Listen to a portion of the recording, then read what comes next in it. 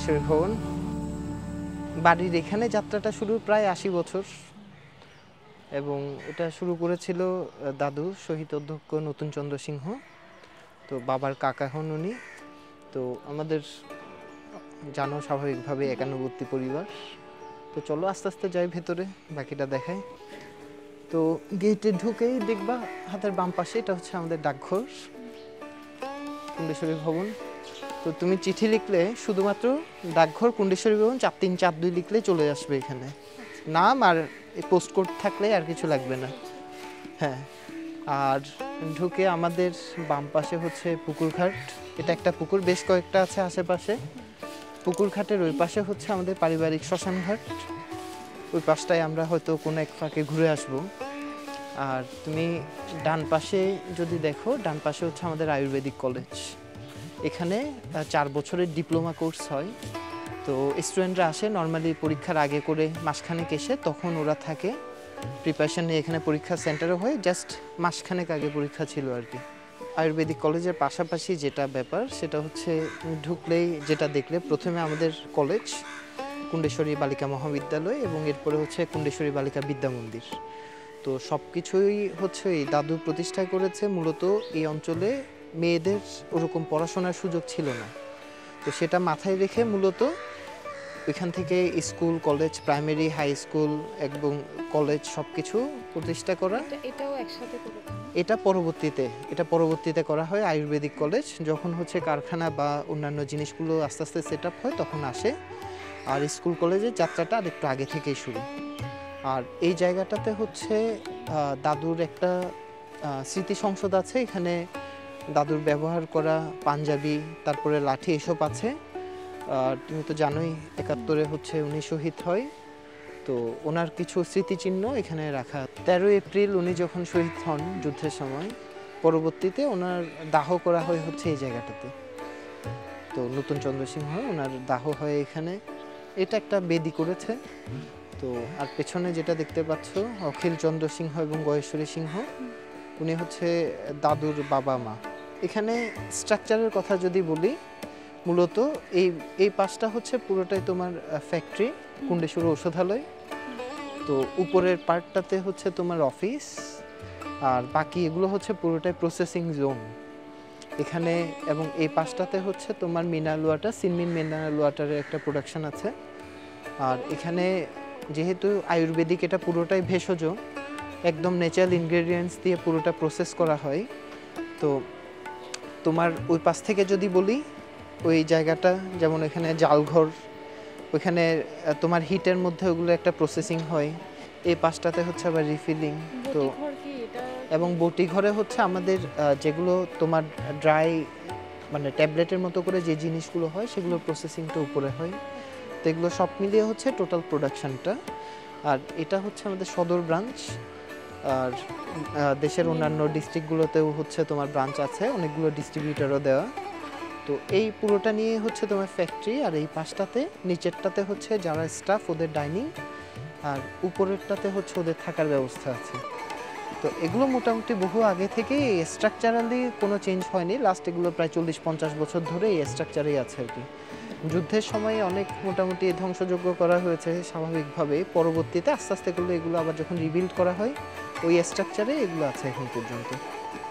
আর আমাদের ওই পাশটাতে একটা প্রেস আছে। প্রেসে হচ্ছে তোমার লেভেলিংয়ের বা অন্যান্য যে কাজগুলো, এগুলো হচ্ছে এখানে যতটা পসিবল এগুলো প্রেসে হয়। তো আউটডোরের হচ্ছে মোটামুটি এই জিনিসটাই, এখানে প্রোডাকশন রিলেটেড তোমার ফ্যাক্টরি সব কিছু মিলিয়ে। আর এই জায়গাটাতে যেটা হয়, আমাদের বাৎসরিক যে পূজা হয়, পূজার সময় মহাপ্রসাদটা হচ্ছে এখানে দেওয়া হয় আর কি। তো আগে যেটা হতো, পুজোর সময় অন অ্যান অ্যাভারেজ তোমার 1 থেকে 1.5 লক্ষ লোকের একটা অ্যারেঞ্জমেন্ট হতো। কুণ্ডেশ্বরী ভবনের কথা যদি বলি, এটা হচ্ছে মেন তোমার কুণ্ডেশ্বরী ভবনের এই যে এন্ট্রিটা। এখানে তোমার মন্দির বা থাকার টোটাল সেট আপটা হচ্ছে এখানে।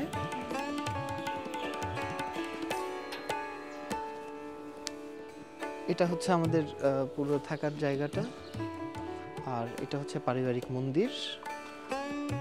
এবং এই মন্দিরের তোমার প্রায় ওই যে বললাম 78-80 বছরের ইতিহাস। এবং এই পুজোটা শুরু হয়েছিল 1946 ইংরেজিতে।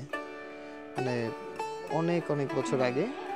তো প্রতিদিন নিত্য পূজা হয় এবং পাশাপাশি তোমার বছরের একটা নির্দিষ্ট সময়ে হচ্ছে তোমার এই বাৎসরিক যে পুজো, যেটার অ্যারেঞ্জমেন্ট অনেক বড় পরিসরে।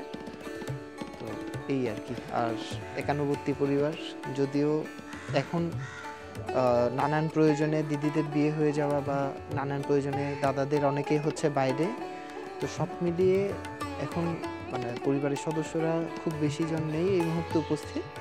বাট কোনো একটা অকেশনে বা পুজোর সময় হচ্ছে নর্মালি সবাই আসে, একটা গেট টুগেদার হয়। মন্দিরের ঠিক সামনেই হচ্ছে শহীদ বেদি। তো এখানে যেটা হয়, 1971-এর 13 এপ্রিল নতুন দাদু উনি মন্দিরে প্রার্থনা করছিল। এর ঠিক আগে যুদ্ধ শুরু হওয়ার পরে চিটাগং ইউনিভার্সিটির প্রায় 47টা টিচার তাদের ফ্যামিলি সহ এখানে শেল্টার নেয়। তো এটা মোটামুটি জানাজানি হয়ে যায় বাইরে, এরপরেই এটা সর্ট অফ একটা টার্গেটে পরিণত হয়। তো ওই দিন পার্টিকুলারলি সকালবেলা পাকিস্তানি আর্মিরা ট্যাঙ্ক নিয়ে একবার এসে ঘুরে যায়। তো দ্বিতীয়বার পরবর্তীতে স্থানীয় দোসরদের সহায়তায় হচ্ছে ওরা আবার আসে, আবার এসে ওনাকে মন্দির থেকে টেনে হিচড়ে বের করে ঠিক এই জায়গাতে হচ্ছে গুলি করা হয়। তো ওই স্মৃতি মাথায় রেখে হচ্ছে এখানে শহীদ বেদিটা, ওনার পরবর্তীতে দাহ হয় হচ্ছে যেটা আমরা পুকুরঘাটে দেখলাম। বাট মন্দির থেকে বের করে এই জায়গাটাতে হচ্ছে শ্যুট করা হয় আর কি।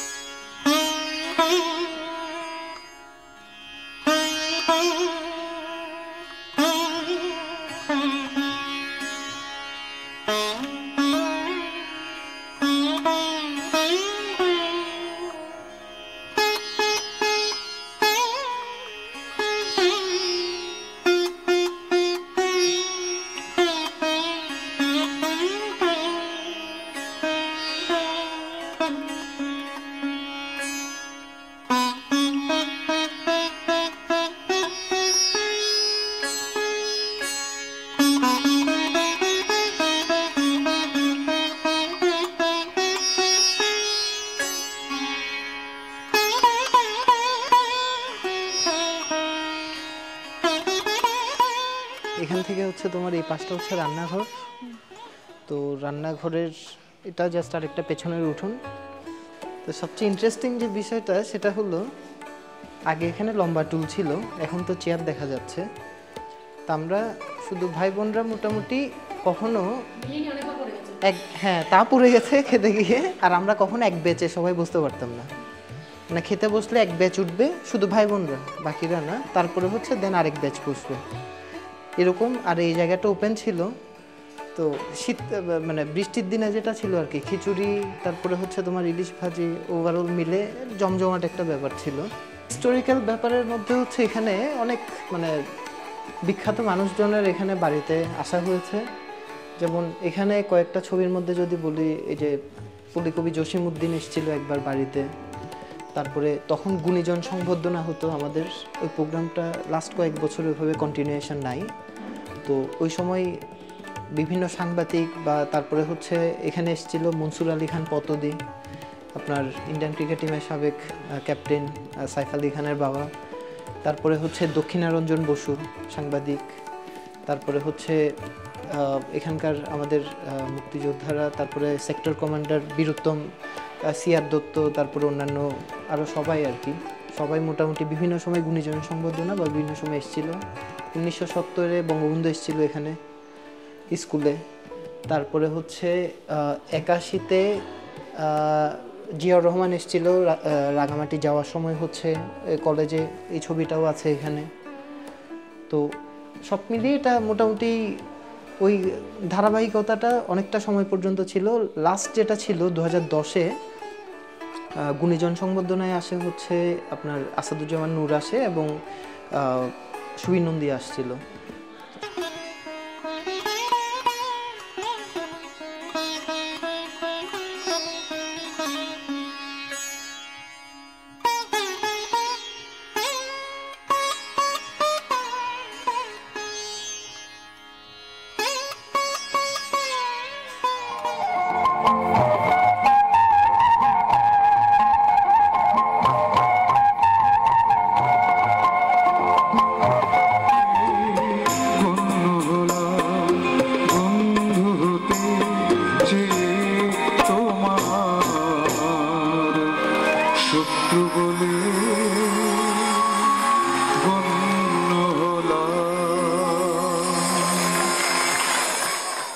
সামনাসামনি দেখা আমার one of the best speech ছিল নূর ভাইয়ের।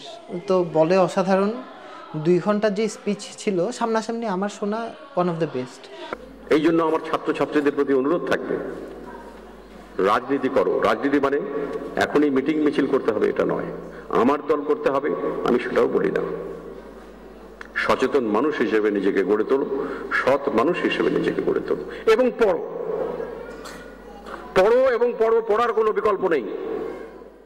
জেঠারা আছেন, জেঠিমারা, তো প্রফুল্ল রঞ্জন সিংহ উনি জেঠুমণি, মানে বাবাদের মধ্যে যেমন হচ্ছে উনি 2020-এ করোনার সময় উনি মারা যান, তার আগ পর্যন্ত উনি মোটামুটি এখানে সব টেক কেয়ার করা বা ওই বিষয়টা ছিল। আর উনি বক্তা হিসেবে ছিল দুর্দান্ত এবং সব কিছুর সাথে তো উনি একদম মানে ওতপ্রোতভাবে কানেক্টেড। এই গল্পগুলো বা হিস্টোরিক ব্যাপারগুলো আগের দিনগুলোর উনি বিভিন্ন প্রোগ্রামে স্কুল কলেজে যখন বলতো মানে সবাই হা করে শুনতো আর কি এই গল্পগুলোকে। তো খুব মিস করি ওই জিনিসগুলোকে। আমার অনেক কিছু হয়তো আমি গুছিয়ে ওভাবে পুরোপুরি বলতে পারবো না, বাট যে জিনিসগুলোই মাথায় আছে অনেকটাই হচ্ছে ওনার বক্তৃতা থেকে বিভিন্ন জিনিসগুলো বিভিন্ন সময় জানা। অন্যান্য বছরও আমরা আমাদের এই অনুষ্ঠানে বাংলাদেশের প্রখ্যাত সুধীজনদের এখানে হাজির করেছি।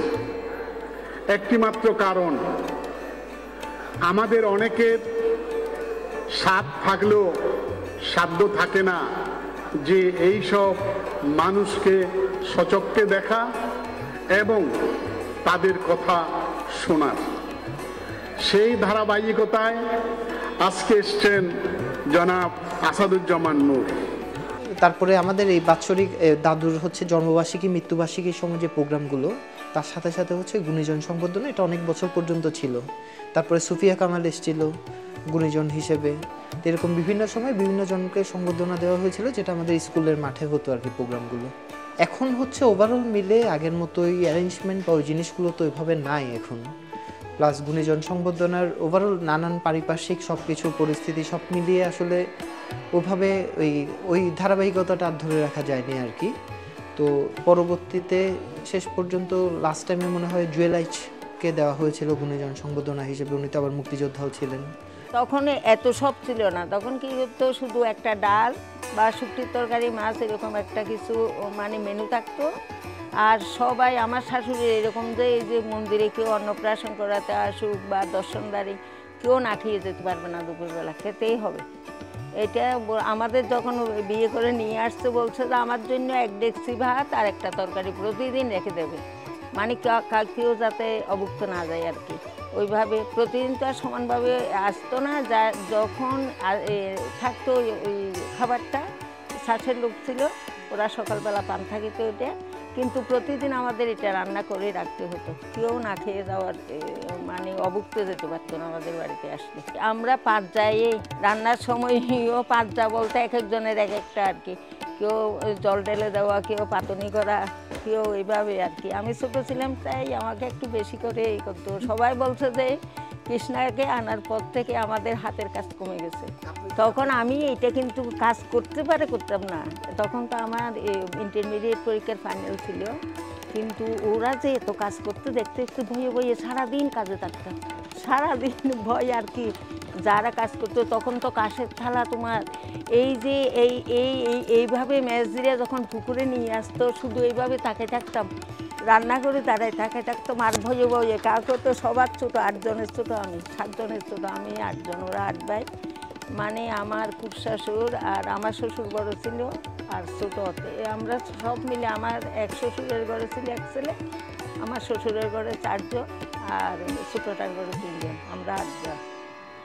এইসব করতে মানে ভয়ে ভয়ে কীভাবে করছে জানি না, এত বড় 10 নম্বরে ঘরের মধ্যে আমাদের রান্না করতে হতো। আর আমার শাশুড়ি থাকতো এইভাবে পিছন দিয়ে হাত দিয়ে, বলছো তো এত তেল ফেল দিয়ে এইসব রান্না না, হাঁড়িতে তোমার এই যে কলার ঠোঁট, ওইটা বলি বলে এগুলো, বা এই ভান্ডার করতে যথেষ্ট ডাল থাকতো, যে ডাল দিয়ে যেটা বলতো এগুলো সিদ্ধ করে ফেলবে, তারপর তেলের মধ্যে একটু রসুন পেঁয়াজ দিয়ে সংবাদ দেবে, মানে ওইটা বসাই দেবে। কি অমৃত হইতো তোমার, এই জায়গাটা মনে হয় বঙ্গ করতে সুগন্ধে, ওই রকমই ছিল তখনকার দিনে। খাবারও স্বাদ ছিল, কিন্তু তেল দিতে বলতো যে এইভাবে, মানে আমরা এখন তো তোমার একটু মাংস রান্না করতে দাও, তেলের মধ্যে ডুবাই দাদরা দিয়ে তেল উঠাচ্ছে নিচ্ছে, ওইটা আমরা করি নাই, বোতলে তেল থাকতো কিন্তু এইটা রান্না করে। আবার আমাদের কিন্তু স্টাফের রান্না আলাদা ছিল। এই যে এই সমস্ত তোমার যদি থাকে শাক জাতীয় কিছু বা সবজি ডাল শুক্তো করতো, এগুলো আবার দূরে 1 গামলা দিতে হতো ওদের। আবার বিভিন্ন ওই আইটেমে তোমার আমাদের চৈত্র সংক্রান্তি আছে না, তখন ওইটা একটা ঘন্ট টাইপের একটা রান্না করি না, ওইটা কিন্তু 2 ফ্যামিলিতেই সমানভাবে দিতে হতো। তারপর তো হোস্টেলে যারা থাকতো মেয়েরা, এই ভিতর বাড়ি রান্না শুক্তির তরকারি হবে, এটা ওদের কাছে একটা বিশাল কিছু। চলে আসবে কাকিমা কেউ জড়িয়ে ধরবে, গিয়ে বসে যেত। আমাদের তখন তো 1 সুরে টুলের মধ্যে বসা, এত চেয়ার ছিল না, এখন চেয়ারটা করছে আর কি। অনেক লোক, বিকালবেলা হলে আমার পিছন পিছন সবাই ঘুরতো, আজকে কি হবে। ওই যে নাতনি একটা আছে, ওই যে আমার এই বাসুরের মেয়েটা, আজ বাদশা মুখ, ভয় রাগ করে বলতাম আর কি। ধরো স্কুলের টাইমে তো অনেক লোক, 1 ফ্যামিলির 5 জনও আছে, তখন স্কুল বাস ছিল, সবাই এসে এক একজনকে তোমরা একটু গল্পের বন্ধ বানা হবে, মানে 40টা 50টা আলু গুনে গুনে খেত। মানে আমাদের ওই রকম হয়ে গেছে, এখন তো কিছুই নেই। এই খেতে বসতে তোমার মেশরা পিছন পিছন একদম 10-15-20 জন চলে আসছে। কেন ওরা কোথায়, হয়তো তোমার ইয়েতে স্কুল কলেজের মাস্টার প্রফেসর তখন দুপুর টাইম লাঞ্চের সময় বসে যাচ্ছে। আমরা কি করছি তখন, চেয়ারের আগেও তো তোমার পাতুনি ছিল, এই যে এগুলো ফ্রিতে বসে খেত। ধরো উনুন জ্বেলে দিচ্ছি, এক পাশে ডিম হচ্ছে, ডিম পোস্ট করে করে একটা একটা দিচ্ছি, আলু ভাজি বেগুন ভাজি, ওইটা থাকতো, ওই তরকারি দিয়ে খেয়ে যেত। মানে ওইটাও বন্ধ করতো ওরা, অমৃত প্রসাদ। নবমীতে ধরো 5 হোক, আমাদের নিমন্ত্রণ হয় না, নিমন্ত্রণ ছাড়া অনেক লোক আসতো। আসতে যে দেখছি যখন রান্না করতেছে ওরা তো চলে গেছে, এই দেখছি অনেক লোক আসতেছে, বললাম টুকরি করে করে 4 টুকরি তরকারি রেডি করো। ওদিকে তোমার ড্রামের মধ্যে মরিচ মশলা সব মানে কষাচ্ছি, ওইটা ঢেলে দিয়ে বলছে যে ওইটার থেকে এটা ভালো হয়েছে, ওইভাবেও খাওয়াইছি। এটা গল্প না, কিন্তু এটা বাস্তব। মাকে নিয়ে 2টা ইন্টারেস্টিং জিনিস, একটা হচ্ছে যে যেটা বললো তখন মানে হুট করে দেখা গেল বাবাদের সাথে জেঠুদের সাথে হচ্ছে খেতে 10-15 জন লোক চলে আসছে এডিশনাল। বাট হ্যাঁ, বড় বাড়িতে হয়তো নর্মালি যেটা হয় 5-7 জনের 10 জনের এক্সট্রা থাকে। বাট অনেক সময় যেটা হয়, হুট করে কোনো স্পেশাল গেস্ট চলে আসলো, 10 মিনিটের মধ্যে খেতে বসবে। তো এটা একটা স্পেশালিটি যেটা ছিল, লিটারালি 10 থেকে 15 মিনিটের মধ্যে ওরা ফ্রেশ হয়ে খাবার টেবিলে বসতে বসতে 2টা আইটেম ছিল, মায়ের মধ্যে মোটামুটি 8-10টা করে ফেলেছে। এবং জিনিসটা এমন অদ্ভুত, এমন না যে করেছে কাঁচা তরকারি বা হচ্ছে মাংস করেছে হাফ সিদ্ধ, এরকম কিছু না। ঢাকনা থাকতো, ঢাকনার মধ্যে কিভাবে যে করে ফেলতো 15 মিনিটের মধ্যে, এটা অদ্ভুত একটা। বৌমারা বলে ওদের বাপের বাড়ির থেকে আসছে, ওইদিকে মাছ কাটতেছে, আচ্ছা তুমি কি করবো এখন, কিচ্ছু করতে হবে না, তোমরা টেনশন মুক্ত থাকো, এই মাছটা দিয়ে মধ্যে হুট করে দেখা গেল এই জিনিসটা অনেক কিছু জীবন অনেক কিছু হয়েছে। স্পেশাল পার্ট যেটা হচ্ছে, বাকিরা থাকলে এখন তো কেউ নাই, মানে জোস একটা জিনিস হচ্ছে আমাদের বাড়িতে যেটা থাকে নর্মালি, মানে কাজিনরা থাকলে ওকে বেশি দিল আমাকে কম দিল, অনেক ধরনের কমপ্লেন, অনেক কিছু, একটা মাইন্ডসেটের ব্যাপার। তো এই গ্রুমিং এর একটা বড় পার্ট আমি বলবো, সিগনিফিকেন্ট পার্ট, যেটা মা এই জিনিসটা করতো। হয়তো দেখা গেল পরদিন সকালবেলা ভাত খাবে, এখন ডিম আছে 4টা, এখন আমরা ভাই বোনরা আছি মনে করেন 15 থেকে 20 জন, সবাইকে নিয়ে খেতে বসলে কিন্তু কাকে দিবে ডিম? তো যেটা করতো, বিশাল একটা বলে হ্যাঁ সবার জন্য ভাত নিত, সব মাখাতো, মাখিয়ে খাইয়ে দিত। কারোর কমপ্লেন করার সুযোগ নাই যে এটা সুযোগ ওকে নাই যে দিয়েছে এটা সব আমাকে দেয়নি। হ্যাঁ এবং এইটা এটা এই এক ফ্যামিলি সময় এটা অভ্যাসে পরিণত হয়, মানে ওরাও হচ্ছে নিজেরা খাবে না, টুনুমা খাইয়ে দাও, মাকে ডাকে সবাই টুনুমা, তো খাইয়ে দাও সবাইকে মেখে ওইভাবে ওই জিনিসটা। ওইখান থেকে মোটামুটি আমাদের সবার মধ্যে যে ওই একসাথে করার বা একটা মাইন্ডসেট এই তৈরি হওয়ার পেছনে আমি বলবো এটার একটা সিগনিফিকেন্ট একটা ব্যাপার ছিল আর কি। সবাইকে এমএ পাস পর্যন্ত ওরা হাত এইভাবে বের করতো না, মানে টুনুমা খাইয়ে দেয়। আমি এই একটা জগ আর এই বলটা নিয়ে উপরে যেতাম সব পড়ার করে। এখন তো সব দেখছো সবাইকে এইভাবে খাওয়াই দিতাম। ওর এক জাত তো ভাই আছে, ওকে লাস্টটা খাইতে হইতো, জানলে সবার মুখেরটা আমাকে যে না এই দেখ ভাগ করে রাখছে তোর মুখে, কিন্তু ওই লাস্টটা ওকে ফিনিশিং দিতাম। ও একটু কথা শুনতো, শম্ভুকে দিয়ে কোনো দিন নাই এই ধরো এই 4-5টা মাছ আছে, মাংস আছে, এগুলো কাকে দেবো? আর আমারও পরিশ্রম না, তখন তো এত কাজের লোক না, এত প্লেটেরও দরকার নেই, সব রেডি করে নিয়ে যেতাম, ভাগ করে ফেলতাম। ধরো 15 জন 15 ভাগ করে হয়ে গেল। খাবার ওই লাস্ট ওকে খাওয়াতে এখনো বলে টুনুমা লাস্টটা আমাকে খাওয়াইতো। অনেক মজা ছিল। আর যারাও তো যেদিকে যাবে এই কৃষ্ণাকে ডাকো, এই টুনুমাকে ডাকো, এই টুনুমা, মানে সব বাসুরেরাও কিন্তু মানে আশীর্বাদ করতে মারা গেছে, ওদের খুব মিস করতেছি। এখন তো আছি আমরা 3 যা, আর একটা আছে ইন্ডিয়া, আর তোমার মেসো, আর যে সব গত হয়েছে একসাথে। ও বাবা, তখন আরও নিয়ম ছিল। নিয়ম কি জানো? তুমি এই যে বড়জন বসছে, মাঝখানে আরেকজন বসছে, বড় থেকে ছোটো দিয়ে আসতে হতো। আর বাসুরেরা ঘুমটা কতটুক দিতাম, এতটুক ঘুমটা থাকতো, এইভাবে থাকতো, এইভাবে মানে আমাদের শোয়া যাবে বলে। এখন তো শেষ মুহূর্তে বাসুরকে শুয়ে খাইয়েও দিয়েছি, উপায় নাই, কেউ ছিল না। ঢাকায় যখন ট্রিটমেন্টের জন্য গেছে তখন আমাকে নিজের হাতে খাইয়েও দিতে, ওদের প্রাণ, 2 জন বাসুরের প্রাণ আমার হাতেই গেল। আমরা তো এখন কলেজে প্রচুর মেমোরি, কলেজে রিসেন্ট মেমোরির মধ্যে যদি বলি, কলেজের মাঠে আমাদের বিকেলবেলা ফুটবল খেলা হতো, আর তার পাশে হচ্ছে ব্যাডমিন্টন কোর্ট, বিশেষ করে শীতকালে হচ্ছে ব্যাডমিন্টন খেলা। আর এই মাঠে স্কুল কলেজের হচ্ছে অ্যানুয়াল স্পোর্টসগুলো হয়। তো এখানে আমার লাস্ট মেমোরি বলতে হচ্ছে স্কুলেরও একসাথে ক্লাস 5-এ একবার ব্রাহ্মণ সেজেছিলাম আমি। তারপরে হচ্ছে দিদিদের যেমন খুশি তেমন সাজো অ্যাক্টিভিটি সব কিছু এখানে। আর এই কলেজের এক সময় হচ্ছে ভাইস প্রিন্সিপাল, পরবর্তী প্রিন্সিপাল ছিল মামুনি। তো আমার তো তখন যখন চলে আসা, এবং এসে হচ্ছে মামুনির রুমে বসে এখান থেকে কলিং বেল দিতাম, তারপরে হচ্ছে মাসিরা আসতো, এসে হচ্ছে বলতাম সিঙ্গারা চা যা খাওয়ার ওরা গিয়ে নিয়ে আসতো, এখানে বসে খেতাম প্রিন্সিপালের রুমে। তো এখন ওভারঅল মানে এত বেশি নস্টালজিক এই মোমেন্টগুলো, প্লাস হচ্ছে এই অডিটোরিয়ামে হচ্ছে তোমার ইনডোর প্রোগ্রামগুলো, কালচারাল প্রোগ্রামগুলো এখনও হয়। আর জন্মবার্ষিকী মৃত্যুবার্ষিকী যে প্রোগ্রামগুলো, ওগুলো মোস্টলি হচ্ছে স্কুলের মাঠে। আর এই তো সব মিলিয়ে। তারপরে আরেকটা ইন্টারেস্টিং পার্ট হচ্ছে দুর্গাপূজার সময় আমরা সকালবেলা ভোরবেলা ঘুম থেকে উঠে ফুল তুলতে আসা, ইনক্লুডিং স্কুল এবং কলেজ। এসে ভেতরে এই যে ফুল গাছ এখন তো এইভাবে দেখা যাচ্ছে না, সকালবেলা এসে কম্পিটিশন কার আগে কে তুলবো। ছাদে গিয়ে হচ্ছে ছাদ থেকেও ফুল, ছাদেও ছিল অনেক জায়গায় ফুলের গাছ। তো ওই জিনিসগুলো তখন এসে ওগুলো মিস করি আর কি, স্বাভাবিকভাবে প্রত্যেকটা জিনিস সব কিছুই আছে কীরকম। এটাতে একটা মেমোরিজ আছে ছোট করে, ঠিক এই পুকুরটাতে আমি তখন প্রাইমারিতে পড়ি, একবার একটা ফল তুলতে গিয়ে আমি এই পুকুরে পড়ে যাই। তো লাকিলি একজন মাসি দেখেছিল, উনি দেখে পরে দৌড়াদৌড়ি করে এসে ঠিক ওই পার থেকে ওই পারে ওই কর্নারে পড়ে যায়।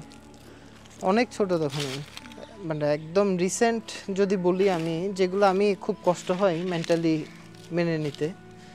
এখানে যেমন জেঠামণির তার 3 মাস পরে মামুনি মারা গেল, এদিকে হচ্ছে সেজমার। তো মানে আমার বিয়ে নিয়ে অনেক ধরনের কথাবার্তা, এটা সেটা। যেমন সেজমা মাকে বলতো হচ্ছে মানে বউয়ের গাড়ি আসলে গেটও খুলবে, খুলে ঢোকাবে, মাকে খুলতে দিবে না। আর একদিন কথা হচ্ছিল, মামুনিকে বলেছিলাম যে মামুনি থাকবে আমার বিয়ের সময়, কিন্তু সেজমার আশা নাই। তা আলটিমেটলি দুজনের কেউই নাই আর কি, সবাই এখানে। তো এই লোকগুলো থাকলে এরাই গল্পগুলো এরাই বলতো এখানে বসে, বিভিন্ন ধরনের আমার শৈশব বলো বা ওভারঅল ব্যাকগ্রাউন্ড সব কিছু। কিন্তু বলার মতো লোকও নাই আজকে, শুধু এখানে এসে এই নাম ফলকের সামনে দাঁড়িয়ে থাকা, এর বেশি কিছু বলারও নেই।